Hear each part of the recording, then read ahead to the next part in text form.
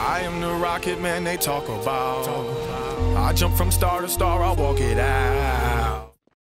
Hey there guys, my name is Shibby and today we are playing with the newest god, Chang'e. She is of the Chinese pantheon and we're going to be doing some work with her. So, we're playing a little bit of arena just to get our feet wet because I think diving into conquest right away with a god you've never played is kind of a bad idea. So let's go over her passive, her abilities, and then we'll talk about other things, such as items and butt sex. Just kidding. We'll talk about keys. Alright, so her passive is the Jade Rabbit. Now, let me preface this by saying whenever you hear Chang'e talk, it's her rabbit. She doesn't talk and she doesn't sound like a man. Once again, that is her rabbit. So the Jade Rabbit, that is her passive. This particular god, Chang'e, can purchase or sell items from anywhere on the battlefield. So, anywhere. Her rabbit companion will fetch them. When the rabbit reaches the store and then returns, the transaction is complete. Only one item can be purchased or sold at this time. Chang'e also gains a plus 25% movement speed with no backpedal penalty when using her dances. So that would be her abilities. So basically, when you see the rabbit above my character profile picture, you know, bottom left-ish, when it's moving, you'll see the item I'm getting, and pretty much in this gameplay, I died once to Fen when he ulted and then brutalized me. Other than that, I never returned to base. Not to get mana, not to get items, not to do anything. I only died once, and that's, you know, what I just told you. So I mean, if you want to see the full gameplay, that's fine, but I did not return to base at all. And I just wanted to see if I could do it. And that's because of her passive, and it's just, she's really good. Like, it's really quite a lot of fun. Possibly in Conquest, I would not advise that, but in Arena, I think you could get away with it. Moving on to her one ability, that's the Crescent Moon Dance. That's a little kind of swipe from left to right that you will see on my screen. Chang'e flings a crescent moon that hits all units in an arc, dealing magical damage to all enemies in it and in its path. Her allies and herself gain physical protection buff for 3 seconds. Cooldown of 4 seconds. This thing is extremely spammable, especially with cooldown reduction, of course. It's quite interesting.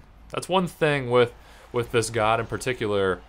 Her abilities have very little cooldowns, or very small, and she's just very spammable. So I don't know if she's OP right now, but it seemed like I could just keep spamming abilities like the whole time, especially once you get some mana regen. And yeah, you just get a higher mana pool. Her 2 ability, this is the little kind of flip dealy that you see me do, is called Moonlit Waltz. Chang'e performs an invasive dance, unable to be hit during the action, so she's immune. That's when you see the little immune ticks tick on the god. For each tick of damage from an ability that was avoided, Chang'e restores mana to herself and her allies in the radius. That's why when I use the ability, there's a little radius that goes around her. And there's a cooldown of 8 seconds at the last stage. Moving on to her 3 ability, that is her heal. It's called Moonflower Dance. Chang'e twirls, scattering flowers around her, healing herself and all nearby allies for an amount plus percentage of your magical power. Chang'e heals herself for an additional 50% for each god that she heals. Her Moonflower Dance also reduces the healing of all nearby gods by 50% for 4 seconds. That is why sometimes I spam this ability even though it's not needed, because that way their healing is reduced. And I think in Arena, just go to town, spam it all day. Lastly, her ultimate, or her 4, is called Waxing Moon, where she deals some magical damage and she stuns enemies in front of her for 1 second.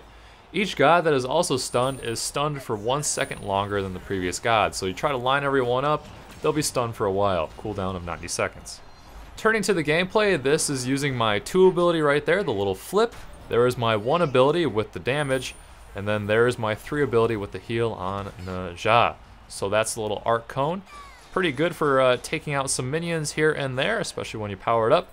As for a build with her, I went with the boots for the penetration, then I went with the Rod of Tahuti next. Probably not recommended, but I did want some serious MP5 back, and that way I would scale with the Rod of Tahuti passive.